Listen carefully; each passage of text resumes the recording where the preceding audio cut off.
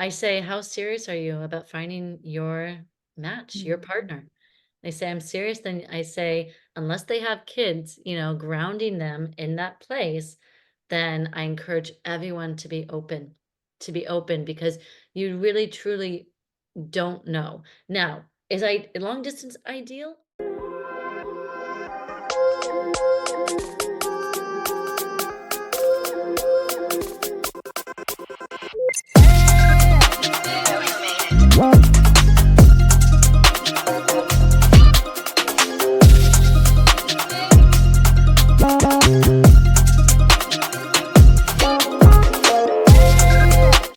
Hello, Empower Nation. Welcome to Empower Her Money podcast. I am your host, Angela Duncan. We talk all things money and business. Today's episode is sponsored by Drive Planning, where we create tax burdens for our clients, bringing private investments from the wealthy to you. Visit me at Instagram, Empower Her Money, message money, and I will give you my best investing tips checklist for free. Today's episode, I get to interview Mary Kate, and she is a matchmaker. This is an awesome episode. We're going to talk about creating your dating plan and when do you know that you are ready to get out in that dating world. Hi, Mary Kate. Welcome to Empower Her Money podcast. How are you today? I am good. Thank you, Angela. Thank you so much for having me. Yeah, I'm super excited to get into more of what you're doing today. But let's first start with your story and your journey. Kind of how did you get to doing this incredible business that you have today? All right. Well, hello, everyone. And I am a matchmaker, an expert dating relationship coach here in Miami. And how did I get into it? Good question. So I got inspired to start helping people in their love and relationships back when I divorced over 5 years ago, when I was fresh on the dating scene and I had to figure it out myself. And I was determined, Angela, to not make the same mistake twice. Divorce was hands down the hardest thing I've ever been through, and I wouldn't wish it on Mhm. anyone. But I also learned a lot through that process. I really learned a lot about myself. I really learned a lot about what I required in that future partner, and what I did want, and also what I didn't want. And so I really put all of those details together into my own personalized dating plan. I call it a dating system, because I just didn't want to go back into dating throwing spaghetti on the wall, hoping that it all stuck, when I was dating pre-marriage, I really didn't know what I wanted. I thought I did, Angela. Like, I thought I was thinking, oh yeah, someone who grew up in a Catholic family too. That's definitely what I need. And I had other superficial characteristics that I thought I required in a partner. Turned out that's not what I required at all. And so I really, Mhm. nailed down, well, the best that I could into a plan personalized to me. And so I went out there and I went on the dating apps. I did Hinge, I did Bumble, and Angela, I just treated it like a part-time job. It sounds crazy, and I wouldn't actually recommend that to anyone. However, it did land the love of my life only a month and a half later. So I was like, there's something about this dating plan that I have here. And so, I just shared it candidly with friends, and once you're divorced, maybe you can relate, you have a lot of divorced Mhm. friends. And so they all said, "What are you doing? I want to know. I want to meet, my future partner." So I started sharing it. Then, people shared my information with other people. And then people started writing me, on social media. Can you help me? I'm fresh on the after divorce, on the dating scene. And so I just started individually helping people, alongside doing what I do full time. And then and landed a couple healthy relationships. Thank you to God.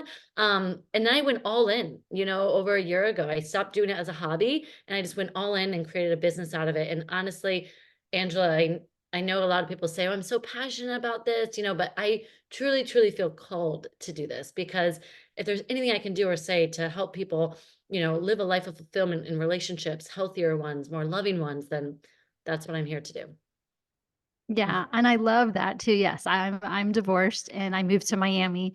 And I'm sure you hear this a lot. Like there's 4 million people in Miami, right? And trying to date can be so difficult. And I like I read books, like calling in on the one, and they talk about like write out what your ideal person looks like and then think about, are you that ideal person?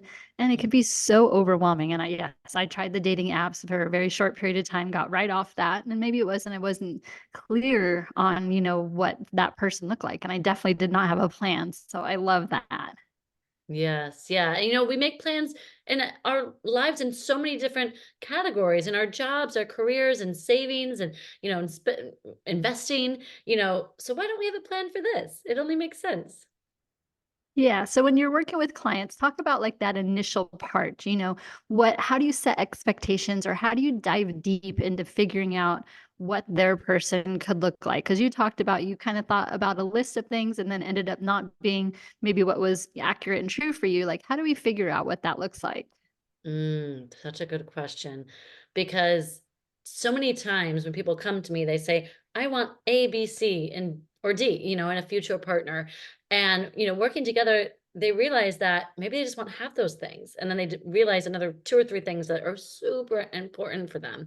And really to start off, it first starts taking inventory in our past and really Mm, acknowledging our past relationships, because maybe your first relationship in your 20s or a serious relationship, then compared to the relationship after, you're like, you didn't go back to that person in your 20s. You kept evolving and learning.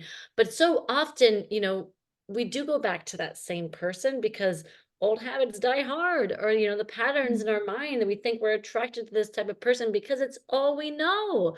And so it really mm, takes a deep dive into acknowledging and pinpointing precisely what those characteristics are of that past relationship or relationships that said, you say, I just can't do that.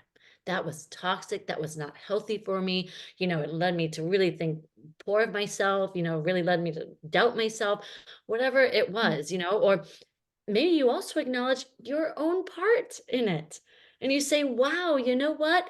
I wasn't the best communicator. I really did lash out. That probably wasn't right. And I understand why he was upset mhm, with me, etc. Or she. Um, so really looking yourself in the mirror, particularly through the lens of those past relationships, and identifying the qualities that about that person you say can't be with them again because of XYZ. And you also look at yourself and say, I acknowledge I get to do better that about that myself. My future partner deserves better.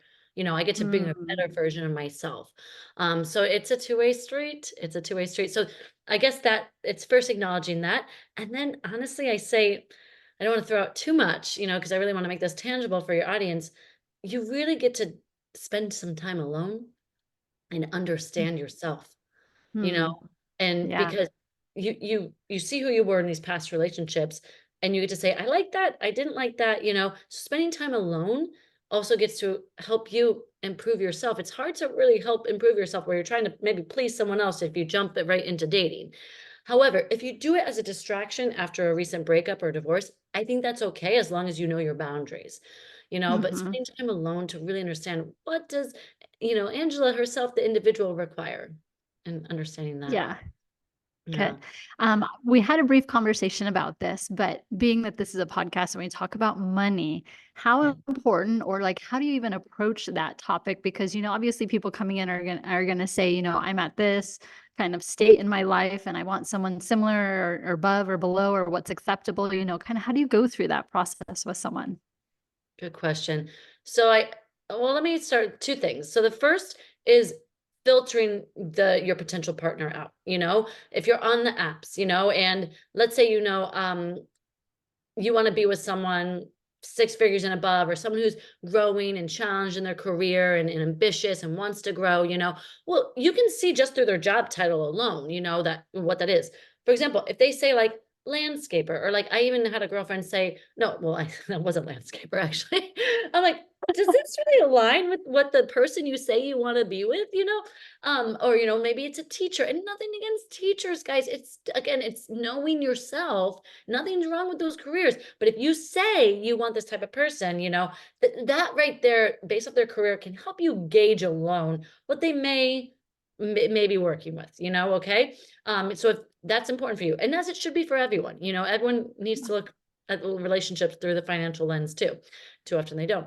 Um, and then having the conversation early on, Mm, and asking, and being okay once it's just you and him, or him and her, what you're making. If you guys are individually just seeing each other and you've made that commitment, even if it's month one, it's okay to ask. So I'm curious, do you have debt? Do you have savings? And what do you actually make? Early on, that's what my fiance and I did. We put the cards on the table, and fortunately for us, we didn't have any debt, he owned a home, but that was the only debt, but that was fine. So fortunately, like we could cross that box, and check it and be like, "Woo, okay, no, we're not bringing debt into this relationship," because that is so important. It is so important. Do not overlook that, guys, because that debt becomes yours. Too often mhm, people are like, just, oh, it's love, it's great. But no, finances are so important because that's what sustains your relationship. You fall in love, mhm, but you have to be logical in that, 50% logical, 50% emotional. So talk about your relationship with money early on, because no one wants surprises. But guess what, Angela? First, you have to define what your relationship with money is first before you begin to talk mhm, about it. Right. So mhm. I think that it's people shy away from it, and they shouldn't. Yeah, and lifestyle too. For example, I like to travel. So it would be difficult for me to date someone who can't afford to travel because I don't want them to feel like it's a burden for them because I enjoy something. And maybe there's something that they enjoy doing that costs money too. You never want it to be a burden. So I love that early on conversation. And I've even seen people, even have discussions about like prenup, especially as a divorced person later on in life, like if I have a daughter, so it's important for me to protect her too. So just having that conversation very early on, I love that advice. Exactly. That's so great that you bring that up. Do not talk about prenup when you are down the road and engagement could be coming any day. That's a conversation you actually have in the beginning, and you say Mhm, it beautifully, casually, candidly, lovingly, and say, "I'm just curious. What's your take on prenups?" mhm. So it's like there's not even this big commitment yet. So woo, no pressure. So they can speak candidly, and you can speak and feel comfortable speaking openly too. Yeah, awesome. And so you recently had an event in person. I feel like post COVID, people are wanting more in person activity. Do you find that, talk about the event, the things that went amazing with it, and kind of what you learned from that also? Good question. So yes, you're right, Angela. Events are actually 120% on the up compared in 2023 compared to 2022. We don't have the stats of Mm, 2024 yet, but guys, that's significant. And you're hitting the nail on the head. People want to see people in person. They're so disgruntled by the apps. So I am going to leverage that and I'm going to have more successful singles events. And the last one was our best one yet. We did it at the SLS Brickell. It was a great crowd. We're around 48 people in total. And one of my biggest, I guess, accomplishments of this event, two things. One, that the numbers were just about 50-50, because it can be challenging, as there are mm. actually more single women in this city than single men. And Oh, just biologically speaking, women are just more ready to settle down quicker than men. So usually there's more women at these events, but I'm glad to say that it was about 50-50. And then at this event, I saw so many people having meaningful conversations. So many people. mm. I saw three couples in particular that I'm like, okay, there's potential there. This is good. And that's really how I mark success in these events, where people are getting outside of their comfort zones. I do have prompts, I do have icebreakers, and they have to find their match, and they ask each other the question. That of course helps. But then after that game, people were just taking it and running with it. So it was a great event. We will be having a next one, April 5th, Friday, April 5th, SLS Brickell, and 25 to 45. Because people ask, hey, can the next one just be this age demographic? So yes, you asked and I will provide. That's awesome. Yeah. When you were talking about the event, this thing popped in my head. I don't remember which maybe it was from, but like speed dating. I don't think I could ever participate in that because you don't have an opportunity to really form any meaningful conversation, right? So this is not a speed dating event. It's an actual event where you can get to know people in person. Yes. It's funny you mentioned that, Angela, because my first event, I actually collaborated with another matchmaker here in South Florida, and we did a speed dating. And boy, is it hectic. It's really hectic because you can't guarantee the numbers are going to be even. So what happens? Then you have like two women talking to to each other. And you're just like forced all of a sudden. There's a lot of force behind it. And I guess I don't believe that in love and relationships. There should be no Mhm. force. So yeah, I've steered away from the speed dating, and now, it's just like singles mixers. People come together, there's drinks included, there's hors d'oeuvres, and we do some games, just fun, friendly banter games, but for the most part, people are mingling. Yeah. I'm sure one of the objections you might hear from people is, like, I live in Miami, and what if I date someone that's not local or they're not open to that opportunity? I'm sure that, you've heard that before. What do you kind of tell that person? Good question. I say, how serious are you about finding your match, your Mhm. partner? They say, I'm serious. Then I say, unless they have kids, grounding them in that place, then I encourage everyone to be open because you really truly don't know. Now, is long distance ideal? No. There needs to be a game plan. Okay. And Mm. maybe, for example, this person's up in Boston and you know yourself and you say, I cannot do the winter. Then don't explore a relationship like that because you know yourself, remember? You know yourself. So you got to have those non negotiables. But if there is a long distance and you are at that age, like I am ready to find the person to enjoy new travel experiences with, to enjoy life with, then you do have to keep an open mind, and distance should be one of them.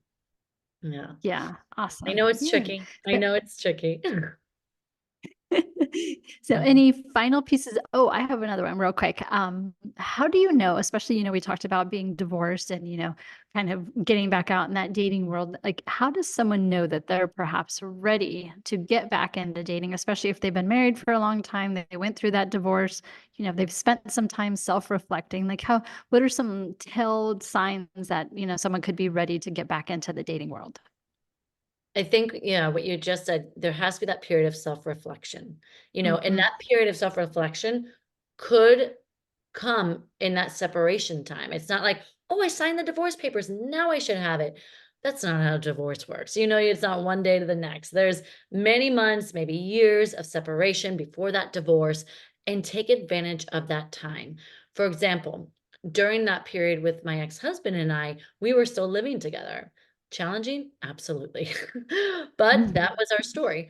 So we were separated for about 7, 8 months before the divorce became final, separate bedrooms, the whole even separate schedules, we basically trying on that, 50-50 timeline of what it was going to be, which was great. But was that the appropriate time to be dating and bringing people like back? No, no. So it was that I didn't really date during that period, maybe I talked to a few people, but I wouldn't call that dating. And I really took that time to understand what it's going to be like, for me after this. And that's where I really dived into that dating plan. But that self-reflection period is paramount. Okay. But again, your timeline is your timeline and don't let anyone else dictate that timeline. I did a reel the other day, and it was about me, yeah, meeting the love of my life, a month and a half after divorce. And on TikTok, red flag. Oh my gosh, I can't believe like you're dating that quickly. Da da da. That is your timeline, and that does not dictate my timeline, okay? So go Mhm. in confidently, and in fact, that's how I first started really counseling more diverse divorced men and women. Mary Kate, when do I know it's right? Well, you Mhm. know when you just go out there. Why don't you just put yourself out there, start dating? You're like, "Ooh, this doesn't feel right. Ooh, I'm like, some things are coming up for me," you know? Then press pause.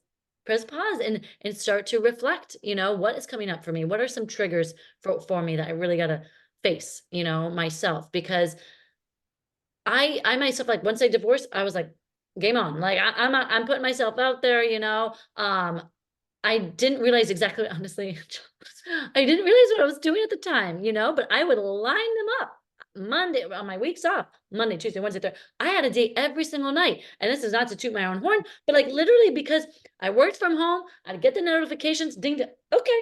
I had no boundaries, so I don't recommend that. But I really went out there and I just focused on having fun, no attachment. Mm, I'm a big, big, big mhm. believer of dating without attachment. And then one of the easiest ways to do that, easier said than done, one of the easiest ways to do that is to date multiple people at once. Yeah, Okay. Now I've had some women tell me, I can't do that. I get really attached. Perfect. Then I don't recommend that for you. Then, if you right. know yourself, but if you're focusing on fun, I'm not really looking for like the man of my dreams now, then make that the focus, fun, and manage those expectations, because if you're focused on fun, then you're not you bring this sense of lightheartedness to the conversation. And guess what? That's a major attractor factor to men. Because a lot of Yeah, people these days go on, they've got their laundry list, their interview, they're ready, but and you should be ready with certain questions. But when the focus is on fun, I'm telling you, that's when dating gets to be enjoyed at a higher level, and everyone gets to deserves that. So, does that answer your question as far as knowing when yeah, you're ready? Only you know. And the surest way to know whether you are or not is put yourself in the position, you know? But I yeah, don't I think that love should that. come unless you've done self-reflection, period. And, either whether it's before you got divorced or whether it's after. But yeah, that definitely is a requirement, I think. Because if you bring your stuff to in dating, then guess what? You're just gonna be attracting someone else with issues. Figure Mhm. out Don't your want that. no, no, figure out all your stuff first, and focus on becoming that best version of yourself first. And then like you said, in the books that you read, it's true. It's true. You want love, you have to be love. You want someone who's kind, you have to be kind. You want someone who's successful, you have to be successful, and that is raising your frequency and your vibration of attracting exactly what you want. Yeah, because you already Yeah, and I fulfill. and I yep, and I like how you're talking about fun, because a lot of times people think like first date has to be dinner, drinks, or something like that. But in a city like Miami, we're fortunate enough that we have so many amazing things that we could do as a first date and making it fun, so it's not so pressure, right? Yes, yes. I had someone tell me last night, actually at an event, that she met the guy she's dating now, through an app. Awesome. And she said, I loved the first time we met because it was so easy because it was in a group setting. And I was like, oh, Mm, that's a new one. Like, would I go out there and preach? Yes, do a group setting. I had never thought of that. I was like, I actually like that because these guards come down where it's not like, "Okay, so tell me about your childhood." Like, you get to see this person in a social atmosphere, see how they include you. Also, he sees how you react to that. I was like, "There's a lot of dynamics going on," and guess what? It's not a waste at the end of the night because it most certainly isn't for him because he's hanging out with some friends too, and at mhm. least she's get to meet other people. So, sometimes people get so disappointed in dating because like, "Wow, I just spent an hour getting ready and I did my nails and my hair and like all that. And for what? That was terrible. This way, like in a group setting, I was like, I like that. I'm gonna be on board with the group setting. Yeah, I like that too. Awesome. Well, I'm going to change gears a little bit to ask you a fun question. If Okay. you could have a superpower or a super talent, what would it be and why? Oh boy. Oh jeez. Put me on the spot. That is a good question. I guess my superpower would be able would for people to see their own worth in dating Mm, and relationships. I'm gonna yeah, re just because 'cause we're on the topic. Because too often, I see people settling or staying in toxic relationships thinking they can't do better. And if people really could truly understand and grasp and embrace and radiate what they bring to the table, then I think people would be joining in more harmonious relationships, more mm, more effortlessly. People to see their worth because right when you have that that backbone. It's like you walk with this stance. And I always say confidence is your greatest asset in your toolbox in dating. It really truly is, because when you're like, I'm good, but I know I'm good, whether I'm with someone, whether I'm not with someone. And this isn't the ego. It's because you feel fulfilled in your job, your career, your friendships, your life. And anyone coming in is just going to complement that. It's not going to complete Mm. it. So having that level of self-worth, I wish everyone had that and embraced it. And then, just people would be influenced by that, and so more people would feel more like themselves. Yeah. Yes, awesome. Well, Mary Kate, it's been a great conversation. I know you can help people anywhere. So if my audience wants to get in touch with you, learn more about what you are doing or how you can help them, how do they reach you? So you can reach me either by my website, mkmatchmaking.com, or you can reach me on Instagram, social media, mkmatchmaking. I mean, anything is MK Matchmaking. Mary Kate at mkmatchmaking.com for email. So yes, I look forward to connect with anyone who is looking to just find their person. Hopefully, if there's one thing I can say or do that will switch gears for you or turn on a light, then that's what I'm here. Awesome. Thank you so much for your time today. Absolutely. Thank you so much for inviting me. Hmm. Thank you so much for tuning into Empower Her Money podcast. Hope you enjoyed this episode.